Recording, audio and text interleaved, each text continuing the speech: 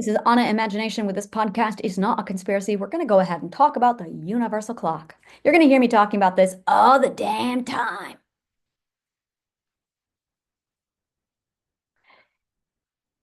You know how the sun goes up and it goes down? Or it looks like it does. We know it doesn't. We go around it.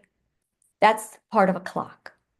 And you know how the moon translates itself and has a cycle of 30 days-ish? I have to look it up to be precise. That's part of the clock. And you know how the seasons change? That's part of a clock. You know how we have a solstice and the equinox? That's part of the clock.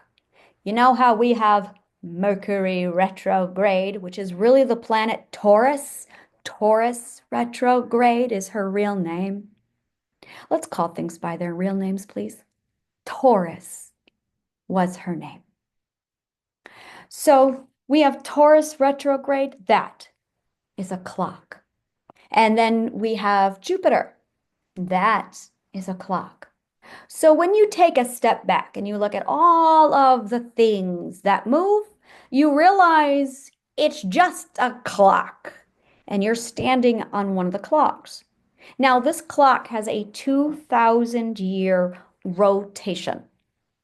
And on 21st of January, 2025, the sun ended and began again.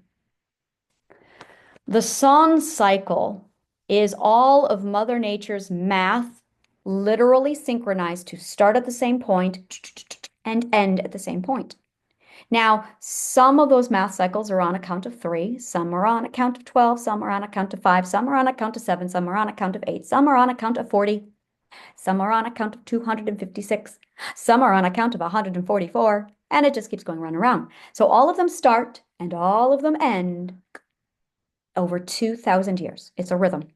This is Mother Nature's song. It is a 2,000-year pattern. The Mayans figured this out, those little geniuses, and they created the Mayan calendar. Now, when you sit down and you analyze the Mayan calendar and the universal clock, you can read it. And then after you can read it, you can see all of history that ever was and ever will be again. And when you are done with your Ashavana training, you sit down and you write it all out. One dude did this, and he created something called the Akashic Records. That was his final exam. I wrote mine too, and mine is called the Imp King and the Goddess Queen. And that took me about a week to write down. It was a really fucking intense week. And it is your final exam to becoming an Ashavana. So after you complete your final exam of becoming an Ashavana, you literally, if you pass, are given the universal code as a reward. Once you are given the universal code as a reward, you can literally rewrite shit. But there are rules. The first rule is logic.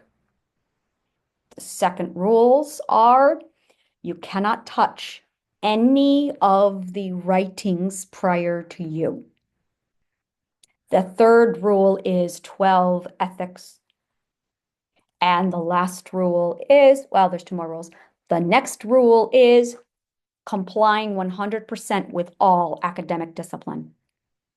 You cannot violate the disciplines. And the last one is logic, touch previous writings, 12 ethics, academic disciplines.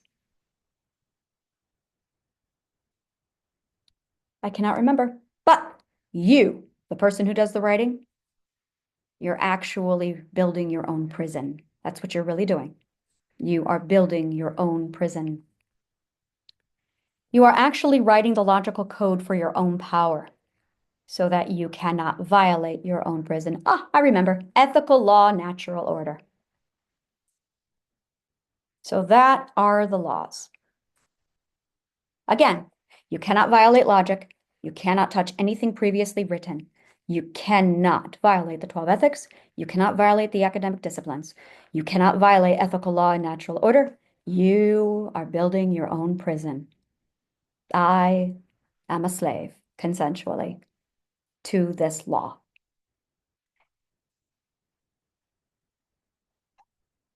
That is the universal clock. It tells everything that ever was, everything that will be, everything that ever was again. So then I sat down and I used it on history to clean up the history books because I got tired of all the bullshit and the lies. So, well, I have my uber awesome math formula of the truth theorem that literally tells me everything mathematically that is or is not true. I also have the ability to read the universal clock, which is part of the truth theorem, so I can do my little comparison. And I also have a Toyota stat. So whenever I weigh in on truth, this is what I'm looking for. Now, yeah, that's the universal clock. Now, the Ashavana can read it. We all can. And when you know how to read it, well, it's there right there. Jesus's name is there. My name is there. That's really fucked up. I'll tell you, when I saw my name there and I went, my name is there. And that's really fucked up. That's really fucked up, I tell you. I did a lot of drinking that week. I was like, why's my name in the clock? So, yeah, that is why Jesus was crying in Garden of Gethsemane. I got to see what he read. I'd be fucking crying too. Yeah. He knew. He knew. He got to see his own crucifixion before it happened. Oh, he knew. He read the universal clock. So that is the universal clock. So the Ashavana were all the philosophers, all the magi's, all the wise men, all the wizards, all the druids, all the gurus, all of us. And we're looking at the clock, and morons think this is prophecy. No, it's not. We're looking at it. It's not prophecy. So we're reading. We're literally reading, and we can read as much or as little as we want. Now we can also reverse engineer. We can pull whatever we want out of the fulcrum, and we can literally reverse engineer it and rebuild it and go, okay, there it is. So I reverse engineered calculus. That's how I found out what calculus was. And I went, oh, they fucked it all up. And then I revert, well, actually, calculus fixes math. It's math they fucked up. I reverse engineered math and went, oh my God, they fucked it up. And then calculus has to correct all the shit fuck upperdery of mathematics because someone tampered with it. So when you learn all this really uber awesome stuff, it puts you ahead of the game. So when someone comes knocking at your door to say, hey, we're here to burn it down. I know, yeah, I saw you coming. So, needless to say, the ancient Greeks and the old Persians, the Ashavana, saw it all coming. And what they saw was the Roman factor. And Pythagoras figured all this shit out because he was an Ashavana. He was like the master of all Ashavana who built the whole goddamn thing and turned it into a school and went, guys, look what I made. And they went, oh, woo. So he started like cranking out a whole lot of Ashavana. It was really amazing. And so he created something called, oh, we're going to try this Greek word. Ready? Ipopsophesi. Okay. It's the predecessor to gematria. So he discovered this because he knew the Roman factor was going to be a problem. So basically, the Ashavana from the year 700 BCE, 650 BCE, to about 500 BCE, put together a plan. Okay, we're going to call this the wise ass Greek plan. We're going to call this the wise ass plan. Okay, there's the Ashavana wise ass plan. Okay, there's no other, it's the wise ass plan. The wise ass plan is when you know assholes are coming. So you prepare for the assholes coming because you know the Roman factor is going to be an issue. So you prepare for this. So they did a whole lot of stuff between the year 650 BC and 500 BCE. Oh, yeah, 150 years to plan it because they could see it. And they made sure all the right people were in the right place and they strategized and they built it all together and they planned it all out. Sure enough, right on time, Rome happened. And there's one particular incident, and it's funny because you can see it, where the Roman Empire shows up, and well, the Roman emperor at that time shows up. And it was very common for the Roman emperors to go to the Magi and the Ashavana and the philosophers and the oracles and those same guys, and they would ask them, "Hey, can you tell me the future?" And they would tell you the future. You'd read the fucking clock and you translate it. So you translated the future for them. Yeah, I can see what's going to happen. You know, you could just fucking read the book. And instead of learning how to do it themselves, they sat there and relied on the Ashavana to do it for them. So they're sitting here translating it, going, yeah, this is what's going on. This is how it's happening.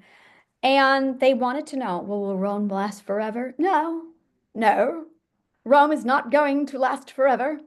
And that's the clue right there. That was the catalyst. Oh, it happened, guys.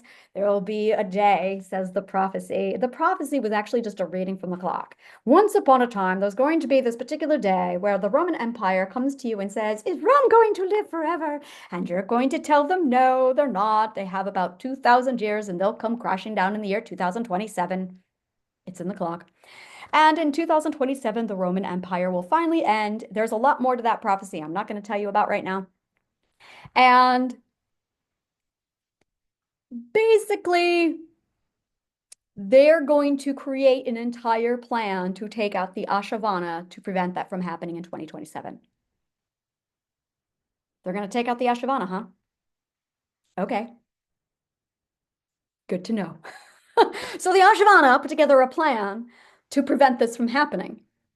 And sure enough, around the year 500 BCE-ish, 400 BCE-ish, and this is where, yeah, it's like between 500, 400 BCE-ish, that happened.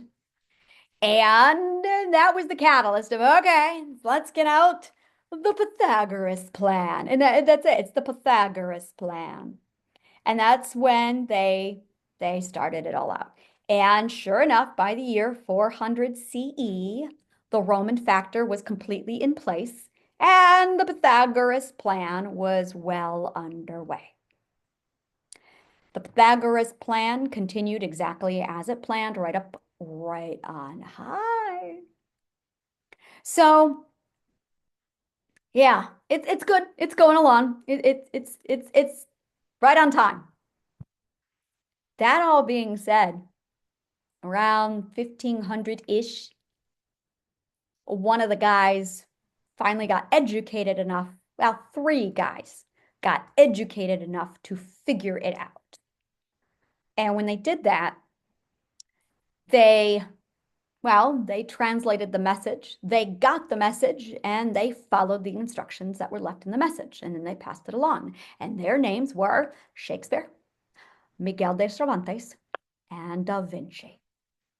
So the three of them rewrote their own books, built their own art, did their own thing, read the Yashavana clock, and passed the message along. And then the next wave of people came along. Their names were Machiavelli, Dante, and Milton. They read that and went, oh, yeah, okay, I got it. All right, message passed. And they wrote their books and they passed it along and on down the chain it goes. We call that queue line communication in the Ashavana world. That is a queue line communication. So once you understand queue line communications, oh yeah, you can pretty much talk to anyone you want in the future. I do that all the time. It's so much fun. Queue line communications. So when you read it from the universal clock, you're reading what will be, what has been, and you know what to take out of the clock and you know what to embed it inside the streamline as it's going to literally give waypoints. So it's waypoint planting. Waypoint planting is a lot of fun. Waypoint planting.